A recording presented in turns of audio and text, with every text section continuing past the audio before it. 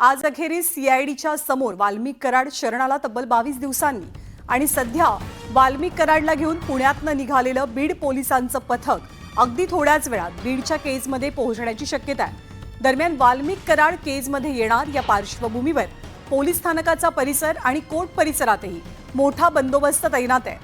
केजचा court परिसर आणि Beed police स्थानक परिसरात वाल्मिक कराडचे शेकडो समर्थक जमा होऊ लागले। त्याच पार्श्वभूमीवर केज कोर्टाबाहेर पोलिसांनी कडेकोट बंदोबस्त तैनात ठेवलाय।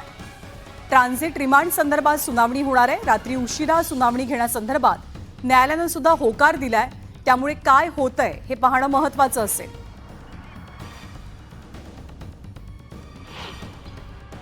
आज सकाळी सुमारे 12:30च्या दरम्यान केज पोलीस स्टेशन बीड जिल्ह्यातलं त्याच्यातलं CR नंबर 638/2024 या गुन्ह्यामधला फरार आरोपी वाल्मिक कराड हा स्वतःहून CID मुख्यालय येथे हजर झालेला आहे।